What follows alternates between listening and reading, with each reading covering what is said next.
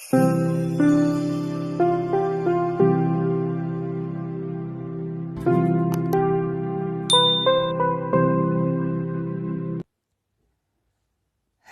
Hello hello, नमस्कार, प्रणाम, आदाब, सत श्री अकाल। तो कैसे हैं आप लोग?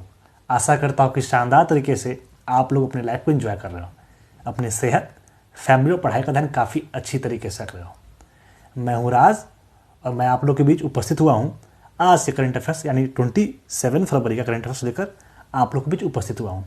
तो बस आप लोग कहीं नहीं जाना है, आप लोग को वीडियो क्लास तक बने रहना है और जितने मैं फैक्ट्स दे रहा हूँ और जितने भी 27 फरवरी से संबंधित क्वेश्चंस है वो आपको अच्छी तरीके से सुनना है और नोट डाउन करना है। तो बस आप लोग बने रहिएगा वीडियो से। और वीडियो क्या करना है, लाइक करना है और लोगों में शेयर करना है। शेयर क्यों करना है? शेयर करने का भी कुछ वजह होना चाहिए। आई अगर जो ये वीडियो 4 बजे सुबह में आपको प्रोवाइड की जा रही है तो बस 1-2 ही चैनल ऐसे हैं यूट्यूब पे जो कि इतना सवेरे वीडियो प्रोवाइड करती है करंट अफेयर्स का, ठीक है? तो इसलिए आपको शेयर करना है।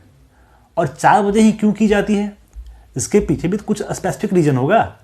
अगर 4 बजे प्रोवाइड की जा रही है वीडियो तो क्यों की जा रही है? क्योंकि आप 4 बजे जागो, 4 बजे जागो, वीडियो को ख़त्म करो और उसके बाद अपना पढ़ाई स्टार्ट करो। अगर जो इस तरीके से आप करते हो तो उसका रिजल्ट आपको तुरंत ही मिलेगा, ठीक है? जो सुबह की पढ़ाई होती है, क्योंकि सुबह में जब आप जागते हो तो आपका माइंड पूरा फ्रेश रहता है। आप जो भी चीज़ें पढ़ते हो आपको बिल्कुल वो माइंड में जाता है, ठीक है? तो आप सवेरे जागें और सवेरे पढ़ें, ठीक है? ताकि आपको जो भी चीज़ें याद करें वो हमेशा आपके लिए याद हो, ठीक है? उसके बाद से सवेरे जागते हो, अपना एक रूटीन बना लो कि आज मुझे ये चैप्टर पढ़ लेना है। सपोज़ हिस्ट्री का कोई चैप्टर है, पॉलिटी का कोई चैप्टर है, तो कुछ अपना शेड्यूल बना लो कि ये शेड्यूल है मेरा, आज इसे मुझे फॉलो करना है। और उसे बिना फॉलो किए हुए सो मत, ठीक है? बाय हुक और बाय क्रुक जैसे भी हो उसको निपटाओ, तभी अपना कोई भी काम, अन्य काम जो भी होता है वो करो, ठीक है? बिना निपटाए हुए सोना नहीं है भाई, ठीक है? तो चलिए, बात तो बहुत होगी, बढ़ते हैं आज के पहले प्रश्न की तरफ। पहला प्रश्न है, हाल ही में table tennis federation of India यानी TTFI के अध्यक्ष के रूप में किसे चुना गया है? Who has been recently elected as the president of table tennis federation of India? तो ये दुष्यंत चौटाला जी हैं जिन्हें फिर से table tennis federation of India के अध्यक्ष के रूप में नियुक्त किया गया है, ठीक है? फिर से चुना गया है। पहले भी ये थे, अब फिर ये इन्हें चुना गया, इन्हें ही फिर से चुना गया, ठीक है? और ये इनका जो टेन्योर है वो 4 साल की अवधि के लिए और बढ़ा दिया गया है और ये आपके table tennis federation of India के अध्यक्ष के रूप में चुना गया है। ये जो है वो हरियाणा के वर्तमान के उप मुख्यमंत्री हैं और ये सबसे यंगेस्ट आपके फेडरेशन में चुने गए हैं, ठीक है? सबसे यंगेस्ट, जो सबसे कम उम्र के व्यक्ति हैं जो कि आपके table tennis federation of India के अध्यक्ष के रूप में चुना गया है, ठीक है? ये इन्हें 2017 में चुना गया था, ठीक है? तो इनका नाम क्या है? दुष्यंत चौटाला, जिन्हें table tennis federation of India के अध्यक्ष के रूप में चुना गया है, ठीक है? अब देखते हैं अगला प्रश्न क्या कहता है। दूसरा प्रश्न है, एक नया अत्यधिक संक्रामक कोविड-19 संस्करण जिसे B.1.526 कहा जा रहा है, हाल ही में किस शहर में गंभीर क्षति पहुंचा रहा है? अ न्यू हाईली कंटेजियस कोविड-19 variant called B.1.526 has been causing severe damage in which city recently? ये जो कोविड-19 का है ना, ये अपडेटेड वर्जन है, ठीक है? जो कोविड-19 जो वायरस फैल रहा था, इसका अपडेटेड वर्जन है जो और मजबूती रूप से आया है और मानव को प्रभावित कर रहा है, ठीक है? तो ये न्यूयॉर्क में काफ़ी ज़्यादा इससे इश्यूज हो रहे हैं, काफ़ी लोग को परेशानी हो रही है। ये जो है B.1.526 है ना, ये जो है वो न्यूयॉर्क में ये कोविड-19 का संस्करण है, कोविड-19 का वेरिएंट है जो कि काफ़ी ज़्यादा गंभीर क्षति पहुंचा रहा है। कहाँ? न्यूयॉर्क में, ठीक है? तो ये जो था आपका कोविड-19 का अपडेटेड वर्जन था, ठीक है? जो कि लोगों को इससे काफ़ी नुकसान हो रहा है, वायरस ही है। अगला प्रश्न देखते हैं, हाल ही में 16वें फिक्की उच्च शिक्षा शिखर सम्मेलन को किसने संबोधित किया? सॉरी, माफ कीजिएगा, कि हाल ही में हुए 16वें फिक्की उच्च शिक्षा शिखर सम्मेलन को किसने संबोधित किया? Who has addressed the recently held 16th FICCI higher education summit? तो ये रमेश पोखरियाल निशंक के द्वारा 16वें फिक्की उच्च शिक्षा शिखर सम्मेलन को संबोधित किया गया, ठीक है? चलिए आप लोग ये बताइए, मैं इनके बारे में बताता हूँ। ये जो है मतलब ये फॉर्मर चीफ मिनिस्टर रह चुके हैं उत्तराखंड के। रमेश पोखरियाल निशंक जो है वो फॉर्मर चीफ मिनिस्टर रह चुके हैं उत्तराखंड के, और इनका जो कॉन्स्टिट्यूएंसी थी वो हरिद्वार था। ठीक है, कहाँ था? हरिद्वार था। आप लोग ये बताइए कि अभी जो है ये कौन से मिनिस्ट्री को संभाल रहे हैं? रमेश पोखरियाल निशंक जो हैं वो अभी कौन से मिनिस्ट्री को संभाल रहे हैं? मैं दो चीज़ बताया ना, आपको दो चीज़ बताया हूँ। ये जो है वो former chief minister of Uttarakhand है, मतलब पूर्व मुख्यमंत्री रह चुके हैं उत्तराखंड के, और इनका जो कॉन्स्टिट्यूएंसी था वो हरिद्वार था, यानी हरिद्वार से ये लड़े थे चुनाव। ठीक है, जहाँ से वो जीते थे। तो ये जो अब बताना वो क्या है कि रमेश पोखरियाल निशंक जो है वो अभी कौन से मिनिस्ट्री को संभाल रहे हैं। फिक्की की स्थापना वर्ष 1927 में हुई थी। यह भारत का सबसे बड़ा और सबसे पुराना सर्वोच्च व्यापारिक संगठन है। ठीक है, यह एक गैर सरकारी संगठन है, न कि फायदेमंद संगठन है, जो भारत में व्यापार और उद्योग की आवाज़ के रूप में कार्य करता है। ठीक है, यह जो है वो एक गैर सरकारी संगठन है। ठीक है, ये जो है मतलब सरकारी संगठन नहीं है, गैर सरकारी संगठन है। ठीक है, तो ये जो था वो 16वीं फिक्की उच्च शिक्षा शिखर सम्मेलन को रमेश पोखरियाल निशंक के द्वारा संबोधित किया गया। अगला प्रश्न है, global anti terrorist watchdog financial action task force यानी FATF, FATF यानी क्या होता है आपका? फाइनेंशियल एक्शन टास्क फोर्स ने हाल ही में किस देश को जून 2021 तक ग्रे लिस्ट में बनाए रखने का फैसला किया है? The global anti terrorist watching dog financial action task force FATF has recently decided to keep which country to grey list till June 2021। तो ये पाकिस्तान को FATF के द्वारा फिर से इसे ग्रे लिस्ट में बनाए रखने का फैसला किया गया, यानी 2021 तक इसे फिर से मतलब आपका ग्रे लिस्ट में रखा जाएगा। अच्छा, ये ग्रे लिस्ट क्या होता है? आप लोग को पता है कि ग्रे लिस्ट में किसी को क्यों रखा जाता है और ग्रे लिस्ट में कौन रखता है? तो ये FATF यानी फाइनेंशियल एक्शन टास्क फोर्स जो है उसके द्वारा किसी भी देश को ग्रे लिस्ट में रखा जाता है। ठीक है, अब ग्रे लिस्ट में क्यों रखा जाता है?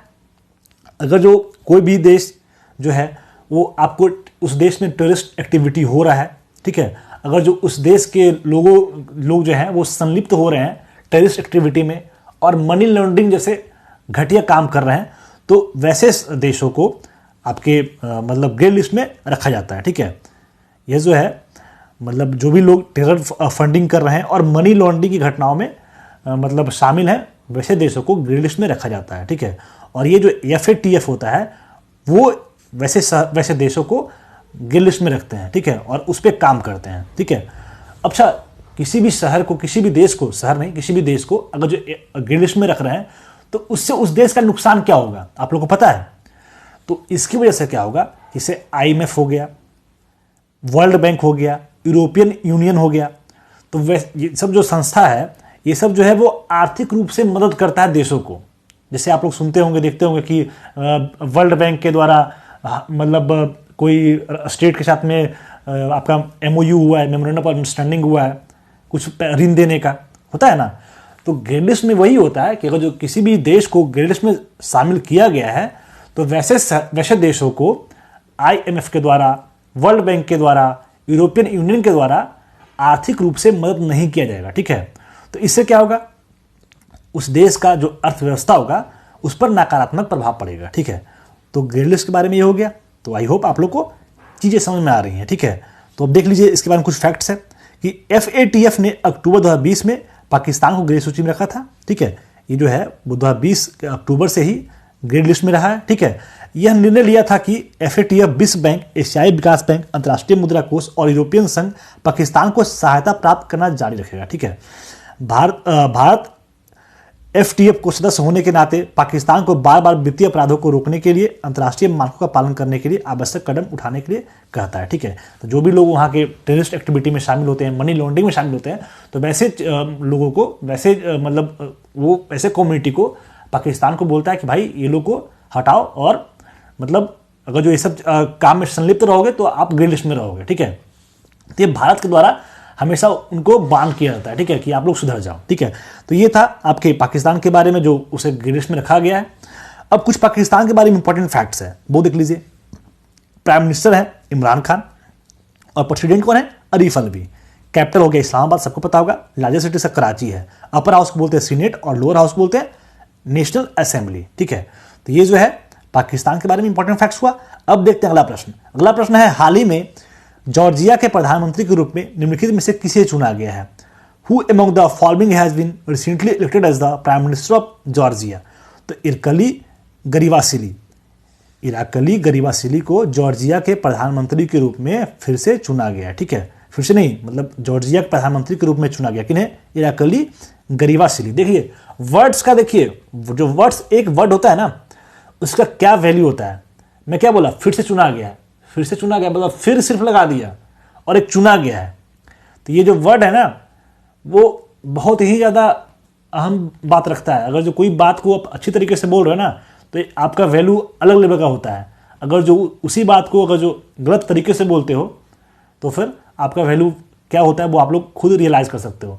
तो बस आप लोग को अपना बात को सुधारना है, किससे किस तरीके से बात करें, ताकि हमारा जो भी है इज्जत वगैरह है वो अच्छी तरीके से, मुझे लोग अच्छी तरीके से जाने, क्योंकि बात करने के तरीके से तो लोग जाने जाते हैं। चलिए, इसे तो मोरल थिंग्स हुआ। बात करते हैं क्वेश्चन का। ठीक है, क्वेश्चन है फुलटर्न इंडिया क्रेडिट कंपनी ने किसे अपना नया सीईओ और प्रबंध निदेशक नियुक्त किया है? Who has appointed Fullerton India Credit Company as its new CEO and managing director? तो शांतनु मित्रा को फुलटर्न इंडिया क्रेडिट कंपनी जो है वो अपना सीईओ और प्रबंध निदेशक नियुक्त किया है। तो ये फुलटर्न इंडिया क्रेडिट कंपनी क्या है? तो मोटे तौर पे ये कह लीजिए, यह जो है वो व्यक्तिगत ऋण देता है, या फिर आपको व्यापार करने के लिए ऋण देता है, या आपको समूह जैसे बहुत सारे लोग का समूह है वहाँ पे ऋण देता है। ठीक है, जो भी ग्रामीण क्षेत्र है, आपका खुदरा एरियाज़ है, जो भी बहुत सारे मतलब रूरल एरियाज़ हो गए, ग्रामीण एरियाज़ हो गए, तो वहाँ पे लोगों को ऋण प्रोवाइड करती है। ठीक है, ये लगभग 2.8 मिलियन से अधिक ग्राहकों को सेवा कर रही है। ठीक है, और इसका जो ब्रांचेज है लगभग 628 ब्रांच काम कर रही है। ठीक है, तो ये फुलटर्न इंडिया क्रेडिट कंपनी जो है वो लोगों को मोटे रूप में आप कह सकते हो कि ऋण प्रोवाइड करती है। ठीक है, ये फुलटर्न इंडिया क्रेडिट कंपनी जो है इसको फाउंड किया था 1994 में। ठीक है, और इसका हेडक्वार्टर्स कहाँ है? मुंबई है। ठीक है, तो ये जो है इनके जो न्यू सीईओ बने हैं ये शांतनु मित्रा जी हैं। ठीक है, अब देखते हैं अगला प्रश्न क्या है। अगला प्रश्न है OLX ग्रुप किसको OLX ऑटो के वैश्विक सीईओ के रूप में नियुक्त किया है? Who has appointed OLX group as global CEO of OLX auto? तो गौतम ठाकर को OLX ऑटो के वैश्विक सीईओ के रूप में नियुक्त किया गया है। अब OLX ग्रुप फाउंड किया गया था कब? 2006 में, और OLX ग्रुप का हेडक्वार्टर्स कहाँ है? एम्स्टर्डम, नीदरलैंड में। नीदरलैंड के एम्स्टर्डम शहर में इसका हेडक्वार्टर्स है। ठीक है, अब देखते हैं अगला प्रश्न। अगला प्रश्न है 26 फरवरी 2021 को द्वितीय खेलो इंडिया नेशनल विंटर गेम्स का उद्घाटन किसने किया? Who has innovated the second Khelo India national winter games on 26 February 2021? तो हमारे देश के माननीय प्रधानमंत्री नरेंद्र मोदी जी के द्वारा, तानाशाह प्रधानमंत्री कह सकते हैं, क्योंकि हम लोग को रोजगार ये प्रोवाइड नहीं कर रहा है, तो आप कुछ भी कह सकते हो। चलिए बात करते हैं क्वेश्चन का कि 26 फरवरी 2021 को द्वितीय खेलो इंडिया नेशनल विंटर गेम्स का उद्घाटन किसके द्वारा किया गया? तो नरेंद्र मोदी जी के द्वारा ये नेशनल विंटर गेम्स का उद्घाटन किया गया। प्रधानमंत्री कार्यालय से प्रेस विज्ञप्ति मतलब प्रेस कॉन्फ्रेंस में बताया गया कि खेल 26 फरवरी से शुरू होंगे और 2 मार्च 2021 तक ये जारी रहेंगे। ठीक है, जम्मू और कश्मीर के विंटर गेम्स एसोसिएशन और जम्मू कश्मीर स्पोर्ट्स काउंसिल के सहयोग से युवा मामलों और खेल मंत्रालय द्वारा दूसरा खेलो यहाँ पे थोड़ा ये मिसप्रिंट है, दूसरा खेलो इंडिया नेशनल विंटर गेम्स का आयोजन किया जा रहा है, जो कि कुल मिलाकर 27 राज्य, बोर्ड और केंद्र शासित प्रदेश अपनी टीमों को खेलो इंडिया में भाग लेने के लिए भेजेंगे। ठीक है, तो ये जो है वो आपका 26 फरवरी से स्टार्ट होगा और 2 मार्च तक ये जारी रहेगा। ठीक है, तो ये जो है वो नरेंद्र मोदी के द्वारा ये मतलब गेम का उद्घाटन किया गया। ठीक है, अब देखते हैं अगला प्रश्न। अगला प्रश्न है निम्नलिखित में से किस भारतीय क्रिकेटर ने क्रिकेट के सभी प्रारूपों से संन्यास लेने की घोषणा की है? Which of the following Indian cricketers has announced to retire from all formats of cricket? तो ये है आपके इरफान पठान के भाई यूसुफ पठान जी। यूसुफ पठान जी जो हैं वो ये एक भारतीय क्रिकेटर थे और ये ऑलराउंडर थे, आपका स्पिनर बॉलर थे और तोड़ू बल्लेबाज थे, काफ़ी मतलब भगा के मारते थे, जो भी बॉलर कोई भी बॉलर आ जाए मारना इनको बहुत शौक था। ठीक है, तो ये जो है वो क्रिकेट के सभी प्रारूपों से संन्यास लेने का घोषणा की है। ठीक है, क्या नाम इनका है? यूसुफ पठान। ये जो है वो इरफान पठान का भाई हैं। ये आपके बड़ोदरा के मतलब बड़ोदरा जो ये है गुजरात का बड़ौदा से ये खेलते हैं, रणजी वगैरह खेलते थे। ठीक है, तो ये जो है वो क्रिकेट के सभी प्रारूपों से संन्यास लेने का घोषणा किए हैं। ठीक है, अब देखते हैं अगला प्रश्न। अगला प्रश्न है, हाल ही में किस राज्य सरकार ने राज्य में हुक्का वार पर रोक लगाने का फैसला किया? ये हुक्का वार तेरा प्यार प्यार प्यार हुक्का वार वाला नहीं है, मतलब वही कह सकते हो। तो ये हुक्का बार पता है क्या होता है? कोई भी जैसे आपका बियर बार होता है, हुक्का बार होता है, वहाँ हुक्का बार में क्या था कि हुक्का होता है, मतलब हुक्का लोग लेते हैं। ठीक है, आपका बड़ा सा तार रहेगा, उसमें कुछ ये लगा रहता है, आप उसको मुंह में लो और वगैरह वगैरह जो भी होता है, और मुंह से रिंग बना के छाला छल्ला बना के फेंको।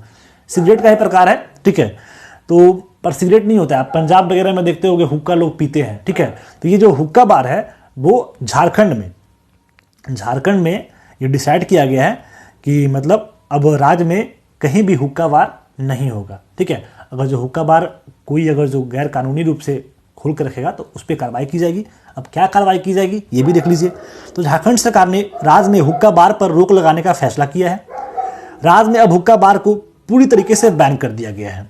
कैबिनेट में सर्वसम्मति से इसको लेकर फैसला कर लिया गया है। यही नहीं, सार्वजनिक स्थलों पर तंबाकू या सिगरेट को बेचना और खरीदने भी अब गैर कानूनी होगा। ठीक है, जो भी लोग सामाजिक स्थलों पे तंबाकू या सिगरेट को बेचता है तो उन लोगों पर अब एक कानूनी कार्रवाई की जाएगी। ठीक है, अगर कोई व्यक्ति हुक्का बार चलाते हुए पकड़ा गया तो उसे अधिकतम 3 साल की सजा या 1 लाख रुपये का जुर्माना भरना होगा। अगर कोई लोग मतलब सरकार कहने के बाद भी हुक्का बार मतलब खोल रखे होंगे तो उन्हें 3 साल का सजा होगा या 1 लाख रुपया उन्हें पे करना पड़ेगा। बहुत सारे यंगेस्ट जो भी बहुत सारे यंग लोग जो थे ना, आपको 10th में लोग पढ़ रहे हैं, 11th 12th में पढ़ रहे हैं, वैसे लोगों का भीड़ हुक्का बार में लोग होता था भाई। सोच लीजिए कि हमारे युवा किस ओर जा रहे हैं। ठीक है, तो ऐसा अगर स्टेप लिया जाता है राज्य के द्वारा या केंद्र के द्वारा तो काफ़ी अच्छा इनिशिएटिव है। मोटो क्या है, लोग सुधरे। ठीक है, तो चलिए झारखंड में ये बैन हुआ है। नेक्स्ट क्वेश्चन है, अमेरिकी राष्ट्रपति जो बाइडेन ने निम्न में से किसे अंतर्राष्ट्रीय भ्रष्टाचार रोधी चैंपियंस पुरस्कार के लिए चुना है? Which of the following has been chosen by US president Joe Biden for the international anti corruption champions award? तो अंजलि भारद्वाज को अंतर्राष्ट्रीय भ्रष्टाचार रोधी चैंपियंस पुरस्कार के लिए चुना गया है। किसके द्वारा चुना गया है?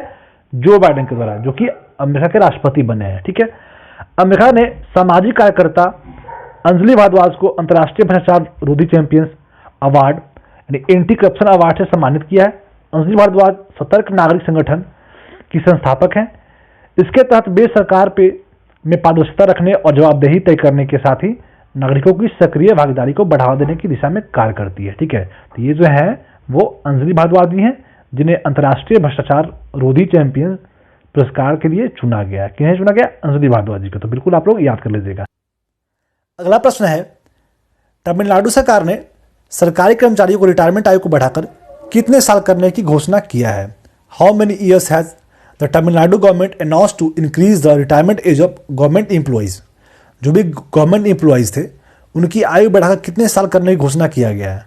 तो ये 60 साल, मतलब 60 साल की उम्र को बढ़ाकर घोषणा किया गया कि 60 साल में लोग अब रिटायर होंगे। ठीक है, जो भी गवर्नमेंट एम्प्लॉई होंगे। किसके द्वारा घोषणा किया गया? तमिलनाडु सरकार के द्वारा ये घोषणा किया गया है। तो तमिलनाडु के बारे में जो भी इंपॉर्टेंट फैक्ट्स है वो देख लीजिए। कैपिटल और लार्जेस्ट सिटी इसका चेन्नई है और डिस्ट्रिक्ट कुल 38 है। गवर्नर है बनवारीलाल पुरोहित और चीफ मिनिस्टर कौन है? इडीपड्डी के पलानीस्वामी। इनकी कैबिनेट में 234 सीट और लोकसभा में 39 सीट, राज्यसभा में 18 सीट और एरिया रैंकिंग कौन सा है? 10th है। पॉपुलेशन में रैंकिंग का 6 है और यहाँ पे कुछ इंपॉर्टेंट नेशनल पार्क है, आप लोग देख लीजिए।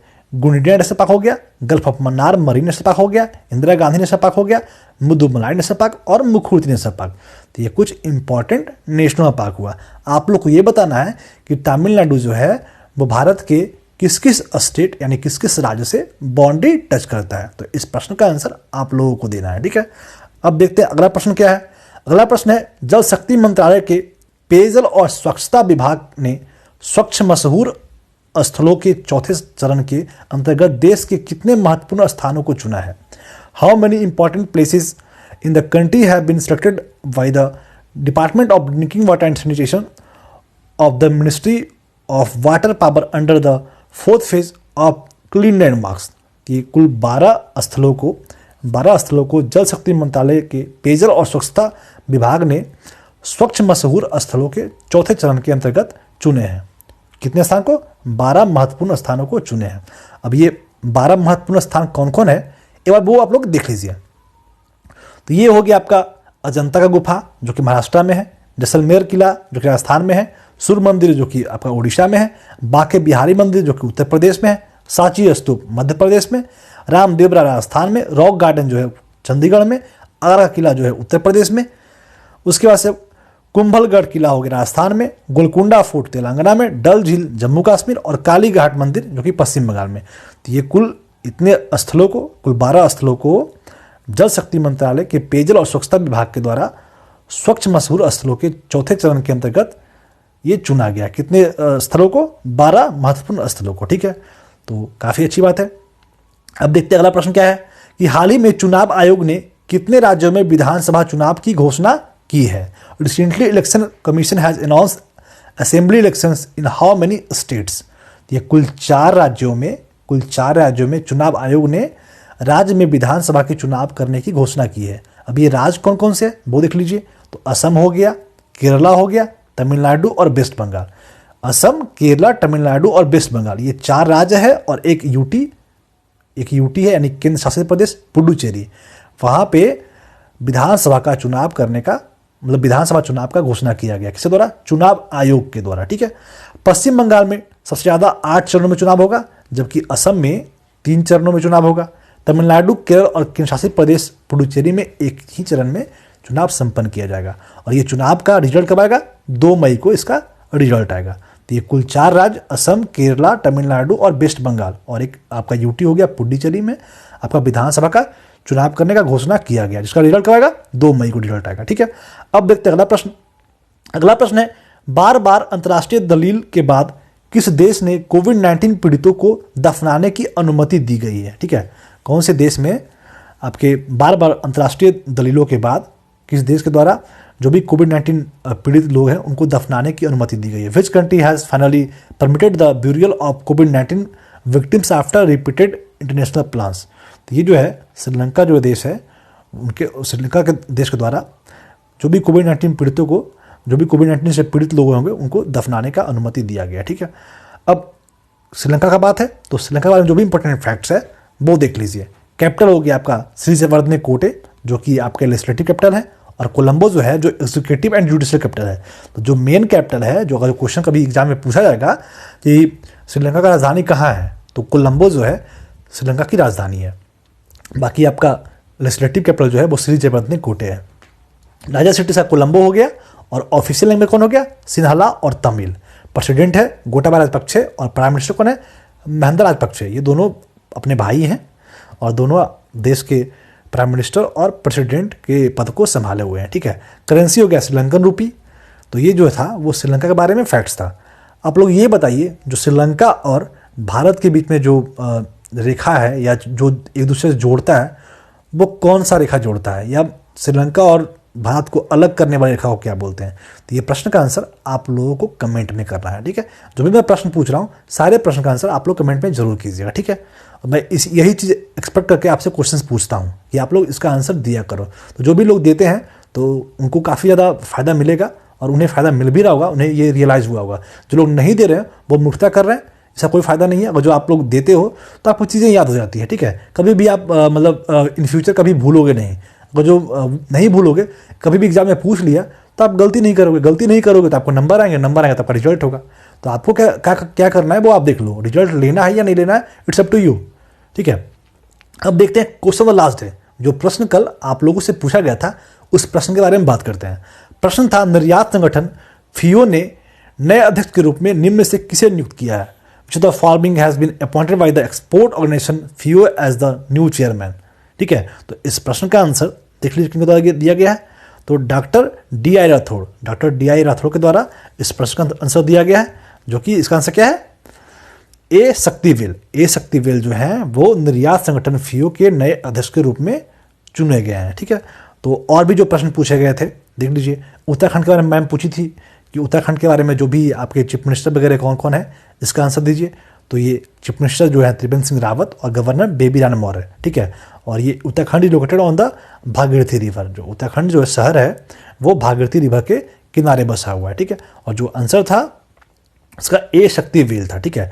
तो जो भी आंसर दिए हैं उन्हें भगवान काफ़ी सारी शक्ति दे, काफ़ी सारी ऊर्जा दे, ताकि जो भी उनका लक्ष्य है, जो भी उनका माइलस्टोन है, उसको वो जल्द से जल्द डिजर्व करे, जल्द से जल्द अचीव करे, और अपने जो भी उनसे रिलेटेड लोग हैं, उनका परिवार, उनके फैमिली, उनसे गौरवान्वित फील करे, ठीक है। जो लोग नहीं दे रहे उन्हें देना चाहिए, जो लोग दे रहे हैं उनको बहुत बहुत आभार, ठीक है। अब मूव करते हैं आज का क्वेश्चन, जो कि क्वेश्चन ऑफ द डे है, और उस प्रश्न को देख लीजिए। किस राज्य को प्रधानमंत्री किसान सम्मान निधि योजना को बेहतर ढंग से लागू करने के लिए राष्ट्रीय स्तर पर प्रथम स्थान प्राप्त हुआ है? Which state has got the first position at the national level for better implementation of प्रधानमंत्री किसान Samman Nidhi Yojana? Option A Uttar Pradesh, option B Punjab, option C Bihar और ऑप्शन डी झारखंड। तो इस प्रश्न का आंसर, अभी जो मैं प्रश्न आप लोगों से पूछा हूं, उस प्रश्न का आंसर आप लोग कमेंट में अवश्य दीजिएगा, ठीक है। तो अगर देते हो तो आपको चीज़ें बिल्कुल याद होती हैं। तो जो भी लोग दे रहे हैं उन्हें काफ़ी ज़्यादा मतलब वीडियो से अंत तक जुड़े रहने के लिए बहुत बहुत धन्यवाद, बहुत बहुत आभार। बहुत जल्द मिलते हैं अगले वीडियो के साथ में। जय हिंद, वंदे मातरम।